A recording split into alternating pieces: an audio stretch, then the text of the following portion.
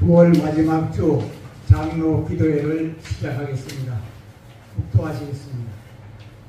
하나님은 영이시니 예배하는 자가 영과 진리로 예배할지니라. 아멘.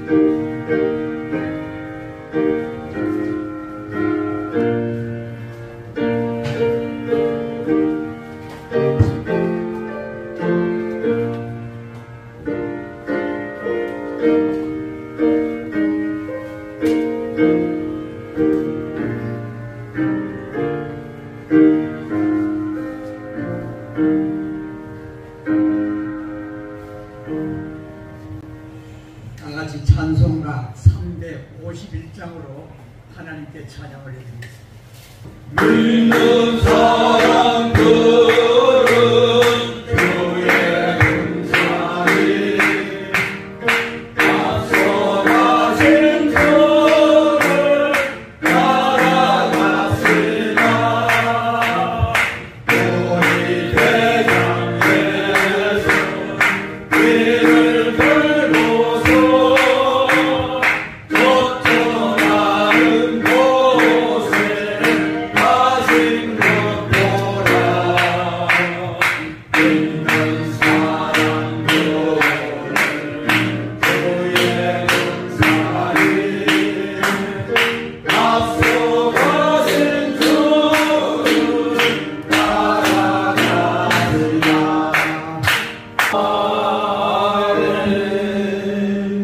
오보혜 전도사님께서 우리를 대표하여 기도드려 주시겠습니다. 참 좋으신 하나님, 이렇게 좋은 날씨 주시고 만물이 열매를 맺는 풍성한 하나님, 이제는 10월을 맞이할 수 있도록 우리에게 지금까지 건강 주시고 지금까지 인도하신 하나님을 찬양합니다. 아멘. 모든 영광 홀로 받아주시고 찬양과 경배를 올려드립니다.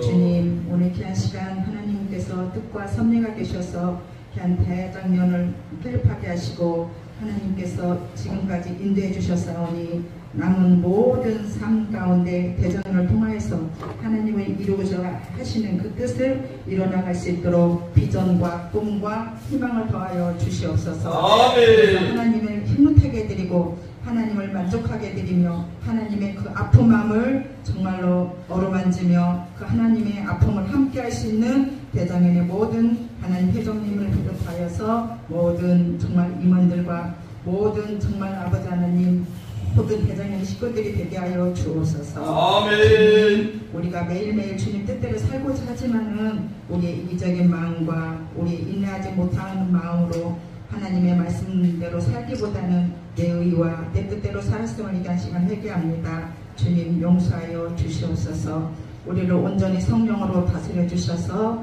오직 주님 말씀 안에서 살아갈 수 있도록 우리에게 새롭게 하여 주옵소서. 또한 이 나라 이 민족을 불쌍히 여겨주시고 긍휼히 여겨주셔서 정말로 하나님이 다스리는 나라, 하나님이 정말로 뜻과 공의와 의가 함께하는 나라가 될 수 있도록 도와주시옵소서. 그리고 삼교교회가 오직 주의 말씀 안에서 바로 세워져가는 하나님 교회들이 다 되게 하여 주옵소서. 또한 이 나라의 민족 하나님의 방법대로 정말로 하나님 복음으로 통일될 수 있는 이 나라 이 민족이 되게 하여 주옵소서. 또한 이 시간 이곳에 우리 모인 한 사람 한 사람마다 성령으로 충만하게 하여 주시고 또한 이 시간 말씀을 들고선 우리 귀한 사랑하는 목사님에게 성령의 기름을 부어주셔서 말씀 하나하나가 우리의 심령을 찌르고 우리 우리 심령 가운데서 또한 우리 삶 가운데서 이 말씀대로 살아낼 수 있도록 성령님 도와주시옵소서. 또한 귀한 시간 하나님 몸이 아픈 분들이 있습니다. 우리 사랑하는 이복순 권사님 치료의 광선을 비춰주셔서 하나님 새롭게 하여 주옵소서. 새 은혜를 부어주시고 새 생명으로 충만케 하여 주옵소서. 또한 이재옥 장로님 정말 모친 되시는 권사님과 부인 되시는 권사님 날마다 지금까지 지켜주셨사오니 남은 여생 또한 더욱더 삶이 풍요롭고 즐겁고 행복하고 건강하게 살아갈 수 있도록 주님 도와주시옵소서. 또한 수고해주는 반조로 속해준 우리 하나님 권호경 공동사님에게도 크신 은혜를 더해 주시고 오고 가는 길에 늘 동행하여 주옵소서. 이런 시간 첫 시간이 오니 마치는 시간까지 앞서고서 맡으신 모든 순서에 성령께서 함께하여 주옵소서. 아멘. 감사 올려드리며 예수 그리스도의 이름으로 감사하며 기도 올려옵나이다. 아멘.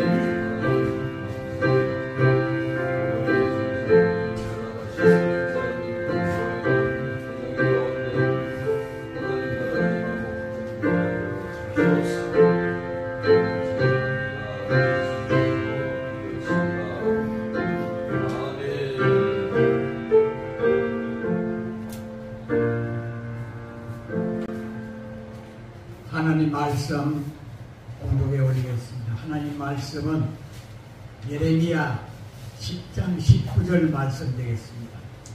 슬프다 내 상처여 내가 중상을 당하였도다. 그러나 내가 말하노라 이는 참으로 고난이라 내가 참아야 하리로다. 아멘. 애통으로 부르심이란 제목으로 한창학 목사님께서 하나님 말씀 전부해 주시겠습니다. 안녕하십니까. 한창학입니다. 오늘 예레미야 10장 19절 말씀으로 애통으로 부르심이라는 제목으로 말씀을 드려요. 우리가 어른이 된다는 것은 삶의 고난을 잘 소화할 줄 아는 사람이 된다는 것입니다.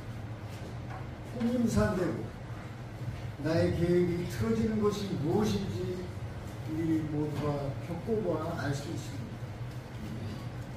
그리고 평생 정서장애인으로 살 만큼 고통에 완전히 뭉개져 버린 사람들도 간혹 있습니다. 그러나 깨어진 꿈을 딛고 일어나 승리의 삶을 산 사람들도 있습니다. 오늘의 말씀은 평생의 고통을 딛고 승리한 한 사람을 여러분들에게 소개하려 합니다. 고난과 비극의 주인공은 뭐니 해도 예레미야 선지자입니다. 그는 역사상 가장 암울한 시기에 하나님의 부르심을 받았습니다. 그리고 국가의 멸망을 선포하는 어려운 책임을 맡았습니다.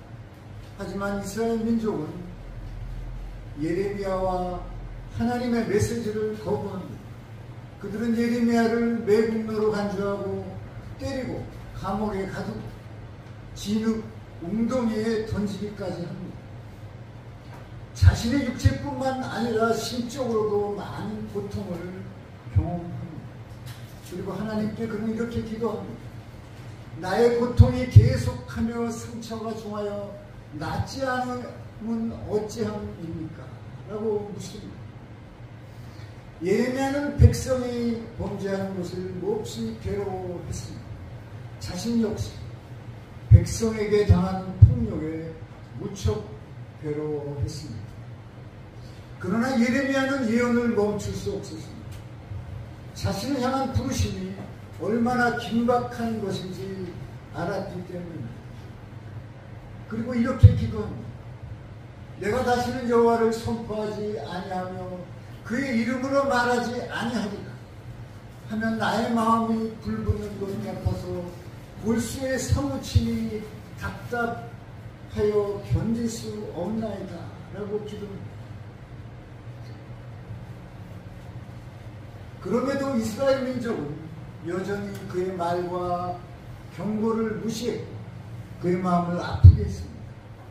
그는 40년 넘도록 신실하게 하나님을 섬겼지만 그의 메시지나 자신의 충절을 결코 타협하지 않았습니다.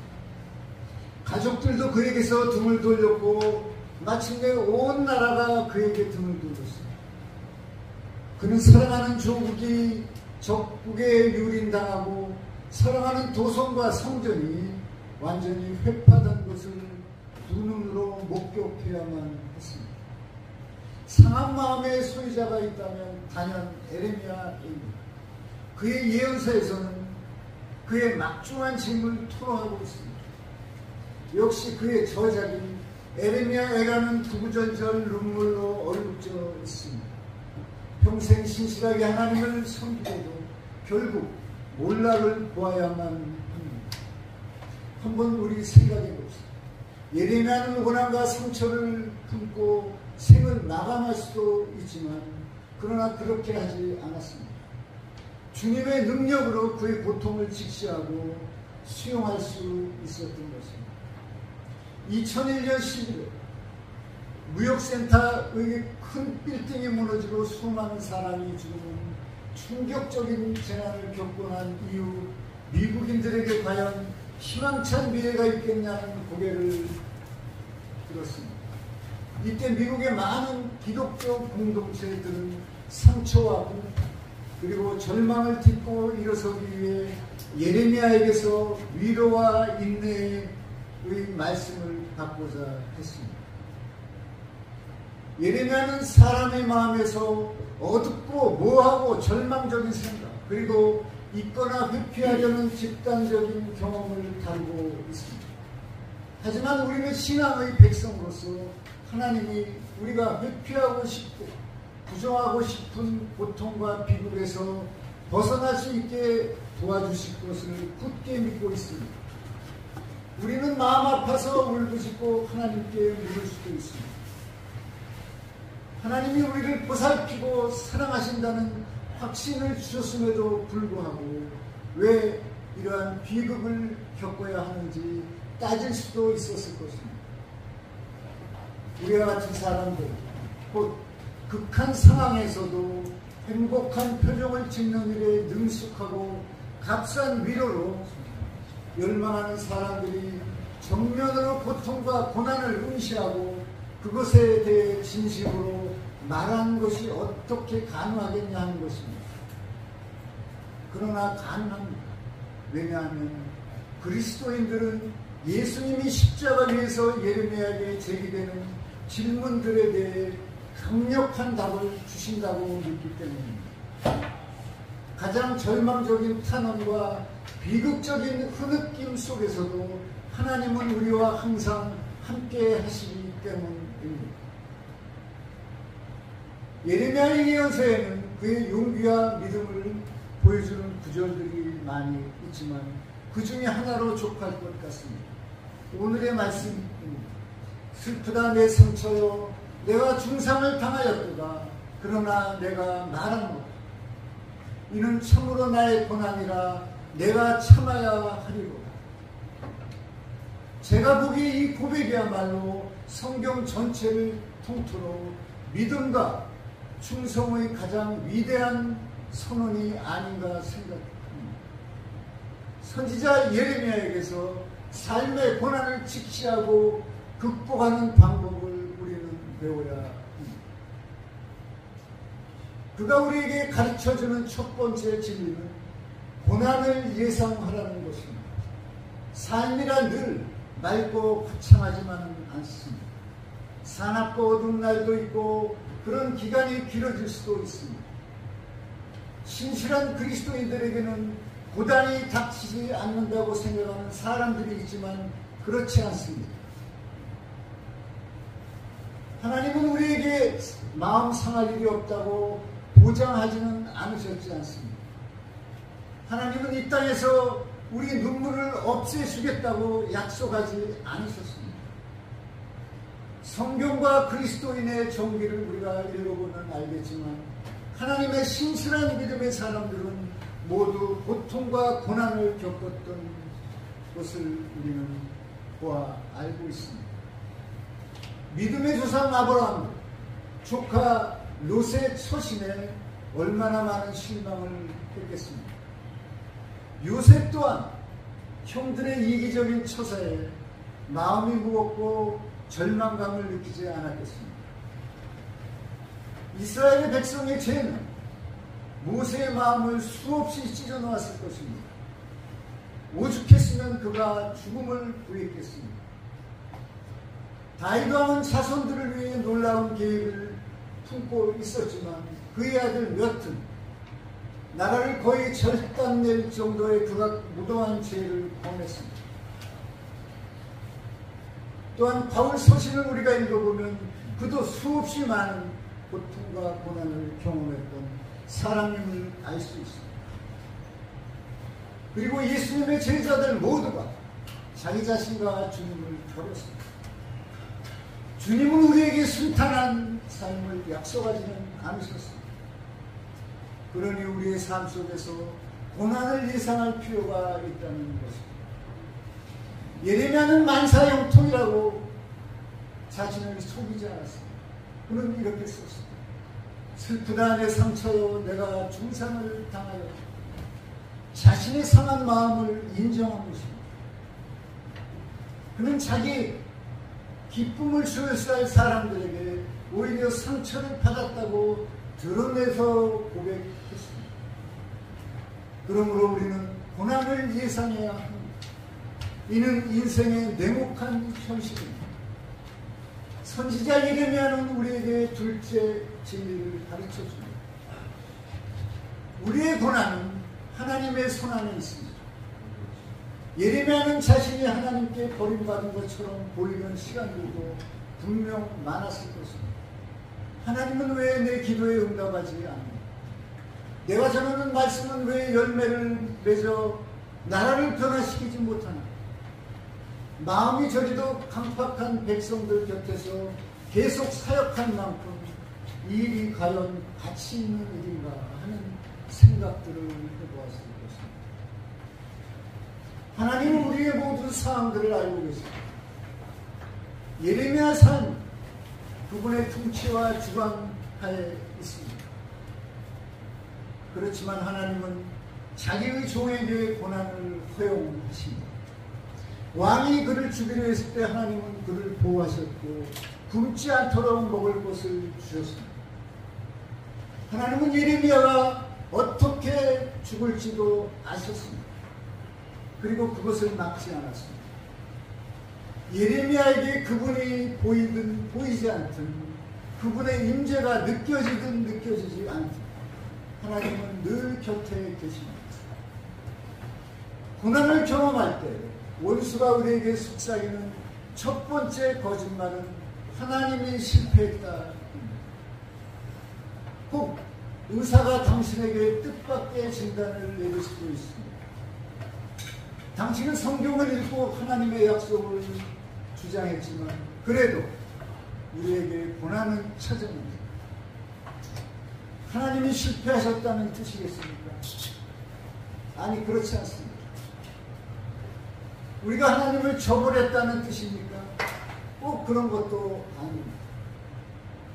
예레미야는 죽기까지 신실하게 하나님을 섬겼지만 조국을 향한 자신의 꿈이 이루어지는 것을 살아생전 보지 못했습니다.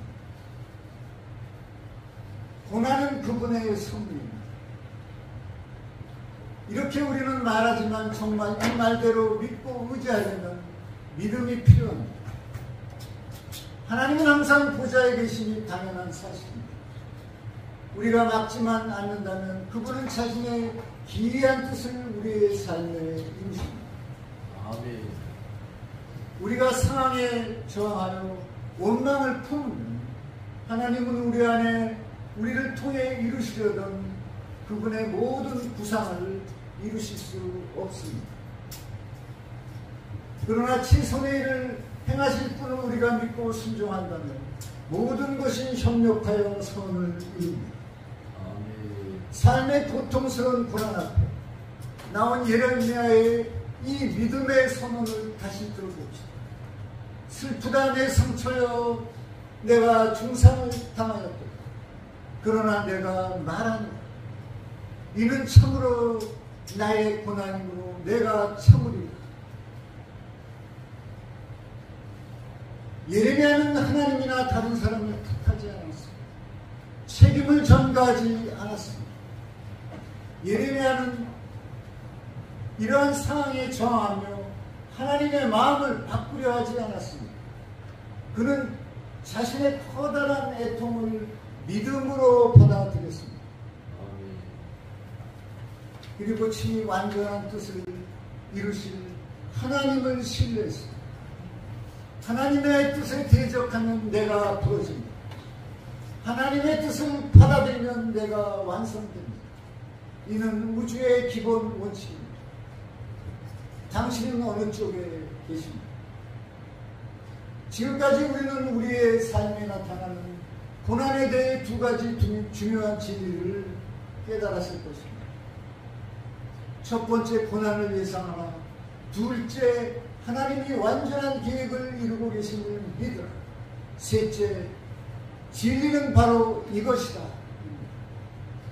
하나님의 뜻에 복종하면 그분이 내 상한 마음을 고치고 자기의 뜻을 이루십니다.